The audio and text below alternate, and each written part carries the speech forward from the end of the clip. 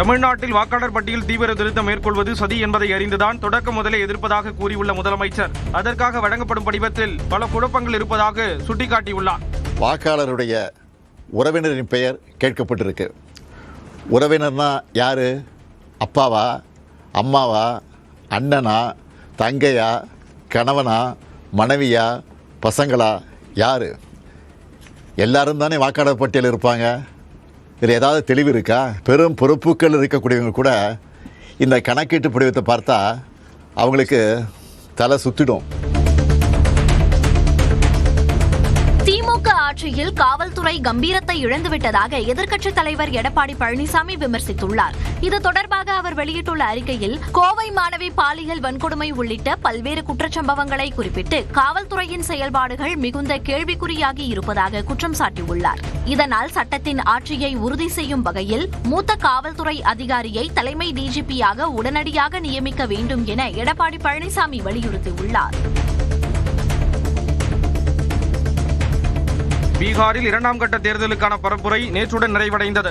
ஏற்கனவே 121 தொகுதிகளுக்கு கடந்த 6ஆம் தேதி வாக்குப்பதிவு நடைபெற்றது. இந்நிலையில் 2ஆம் கட்டமாக 20 மாவட்டங்களில் உள்ள 122 தொகுதிகளுக்கு நாளை வாக்குப்பதிவு நடைபெற உள்ளது. பீகார் மாநிலத்தில் மொத்தமுள்ள 243 தொகுதிகளிலும் வரும் 14ஆம் தேதி வாக்கு எண்ணிக்கை நடைபெறுகிறது. ராகுல் காந்தி எத்தனை யாத்திரைகளை நடத்தினாலும் ஊடுருவல்காரர்களை பாதுகாக்க முடியாது என பீகார் பரப்புரையில் மத்திய உள்துறை அமைச்சர் அமித் ஷா சூளுரைத்துள்ளார். राहुल और लालू के बेटे ने एक यात्रा निकाला था। यात्रा का उद्देश्य क्या था? बिहार के युवाओं का भला करना था? ना जी। बिहार के किसान का भला करना था? ना जी।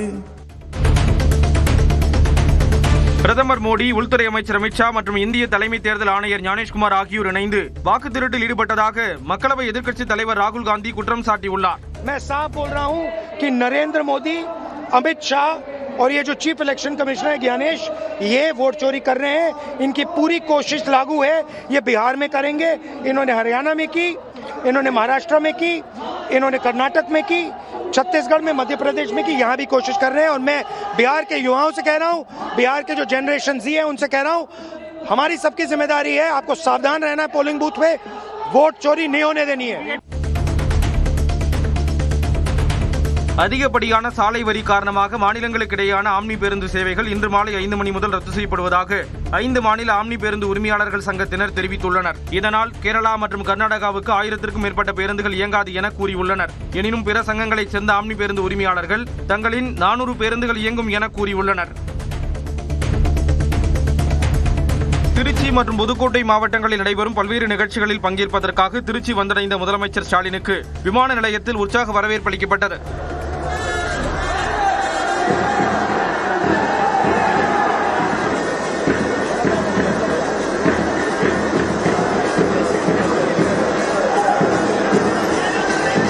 இன்று புதுக்கோட்டை மாவட்டம் கீரனூரில் நடைபெறும் அரசு விழாவில் 767 கோடி ரூபாய் மதிப்பீட்டிலான முடிவுற்ற திட்டப் பணிகளை தொடங்கி வைக்கும் முதலமைச்சர் புதிய திட்டங்களுக்கும் அடிக்கல் நாட்ட உள்ளார். மேலும் பயனாளிகளுக்கு நலத்திட்ட உதவிகளையும் வழங்க உள்ளார்.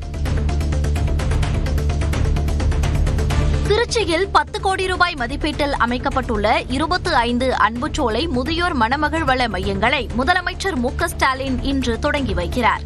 மூத்த குடிமக்களின் நல்வாழ்வை மேம்படுத்துவதற்காக வீடுகளில் உள்ள முதியவர்கள் மனம் சோர்வடையாமல் ஊக்கம் பெற உதவும் வகையில் அன்புச்சோலை என்ற புதிய திட்டத்தை தமிழ்நாடு அரசு உருவாக்கியுள்ளது. தமிழ்நாடு அரசின் நிதி உதவியுடன் பகலில் மட்டும் இயங்கும் இந்த அன்புச்சோலை மையங்கள் போதிய இடவசதி, போதுமான உட்கட்டமைப்பு வசதிகள் கொண்டிருக்கும். இந்த பகல் நேர பராமரிப்பு மையங்களில் முதியவர்கள் தோழமை மற்றும் அர்த்தமுள்ள செயல்பாடுகளில் ஈடுபடலாம் என தெரிவிக்கப்பட்டுள்ளது. தமிழ்நாட்டில் உள்ள 12,753 ரேஷன் கடைகளில் கோதுமை இல்லை என எதிர்க்கட்சித் தலைவர் எடப்பாடி பழனிசாமி குற்றம் சாட்டியுள்ளார். மத்திய அரசு இந்த மாதத்திற்கு 8,722 டன் கோதுமையை ஒதுக்கீடு செய்த போதும் அதை முறையாக ரேஷன் கடைகளுக்கு அரசு அனுப்பவில்லை என கூறியுள்ளவர் உடனடியாக ரேஷன் கடைகளுக்கு கோதுமை சென்று சேர்வதை அரசு உறுதி செய்ய வேண்டும் என்று வலியுறுத்தியுள்ளார். நவம்பர் மாதத்திற்கான கோதுமை ஒதுக்கீடு வரும் 15ஆம் தேதிக்குள் அனைத்து நியாய விலை கடைகளுக்கும் முழுமையாக அனுப்பி வைக்கப்படும் என உணவுத்துறை அமைச்சர் சக்கரபாணி தெரிவித்துள்ளார். தமிழ்நாடு அரசின் கோரிக்கையை ஏற்று கோதுமை ஒதுக்கீடு அளவை 17,100 மெட்ரிக் டன்னாக உயர்த்திய மத்திய அரசு இந்த மாதம் பழைய அளவான 8,576 மெட்ரிக் டன்னை மட்டுமே அனுப்பியதாக கூறியுள்ளார். இந்த உண்மை நிலையை புரிந்து கொள்ளாமல் எடப்பாடி பழனிசாமி எல்லாவற்றிலும் அரசியல் செய்ய வேண்டாம் என அமைச்சர் குறிப்பிட்டுள்ளார். தமிழ்நாட்டில் அடுக்குமாடி குடியிருப்புகள், வணிக வளாகங்கள் மற்றும் தொழில் நிறுவனங்களில் மின்சார வாகனங்களுக்கான சார்ஜிங் மையங்கள் அமைக்க வேண்டும் என்று தமிழ்நாடு அரசு உத்தரவிட்டுள்ளது. சுற்றுச்சூழல் பாதிப்பை தடுக்கும் விதமாக பெட்ரோல், டீசலுக்கு பதிலாக பேட்டரியில் ஓடும் வாகனங்கள், சிஎன்ஜி எரிவாயுவில் இயங்கும் வாகனங்களை பயன்படுத்துமாறு மத்திய மாநில அரசுகள் அறிவுறுத்தி வருகின்றன.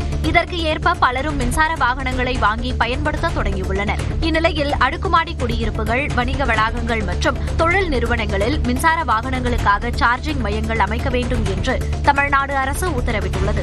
அதன்படி 8 வீடுகளுக்கு மேலான அல்லது 750 சதுர மீட்டருக்கு அதிகமான குடியிருப்புகளில் மின்சார சார்ஜிங் வசதி கட்டமைக்கப்பட்டுள்ளது. 50 வீடுகளுக்கும் அதிகமான குடியிருப்புகளில் வெளியில் இருந்து வருவோருக்காக விரைவான சார்ஜிங் வசதி அமைத்து தர வேண்டும் என்று உத்தரவிடப்பட்டுள்ளது.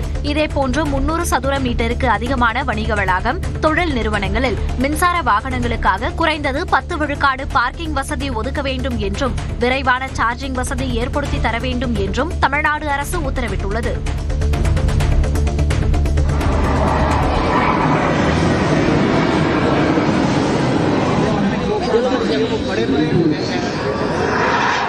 இந்திய விமானப்படையில் 93வது தினத்தையொட்டி அசாம் மாநிலம் கவுஹாத்தியில் விமானப்படைக்கு சொந்தமான தேஜஸ், ரஃபேல் உள்ளிட்ட விமானங்களும், ஜாகுவார், அப்பாச்சி உள்ளிட்ட ஹெலிகாப்டர்களும் வானில் பல்வேறு சாகசங்களை நிகழ்த்தின.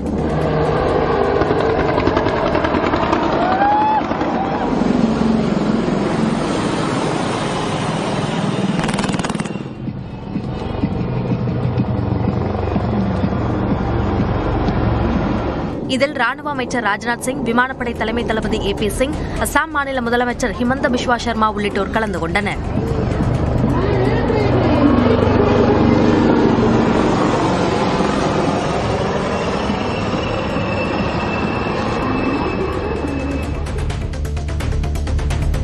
ரஜினி, அஜித் உள்ளிட்ட முன்னணி நடிகர்கள் அனைவரும் இனி திரைப்படத்தின் லாப நஷ்டத்தின் அடிப்படையிலேயே நடிக்க வேண்டும் என்று தயாரிப்பாளர் சங்கம் தீர்மானம் நிறைவேற்றியுள்ளது. சென்னையில் நடைபெற்ற தமிழ் திரைப்பட தயாரிப்பாளர்கள் சங்கத்தின் பொதுக்குழு கூட்டத்தில் 23 தீர்மானங்கள் நிறைவேற்றப்பட்டன. குறிப்பாக வெப் சீரிஸ்களில் கவனம் செலுத்தும் நடிகர்கள், இயக்குநர்கள், தொழில்நுட்ப கலைஞர்களின் படங்களை திரையரங்குகளில் திரையிடக்கூடாது என்று தீர்மானம் நிறைவேற்றப்பட்டுள்ளது. விஷால் தலைமையிலான தயாரிப்பாளர் சங்கத்தில் 8 கோடி ரூபாய் முறைகேடு நடந்ததாக SA சந்திரசேகர் குற்றம் சாட்டிய நிலையில் அவர் தலைமையில் பணத்தை மீட்கும் குழு அமைக்கப்பட்டுள்ளது. விஷால் தலைவராக இருக்கிற நிர்வாகத்தில் இருந்த 8 கோடி ரூபாய் வைப்பு தொகை எடுத்துட்டாங்கன்னு SIC குற்றச்சாட்டு சொன்னாரு. SIC தலைமையில் அதை ரெக்கவரி பண்றதுக்கு கம்பி போட்டிருக்கு. SIC தலைமையில் அதை ரெக்கவரி பண்றதுக்கான ஆக்கப்பூர்வமான நடவடிக்கை எடுக்கப்படும்.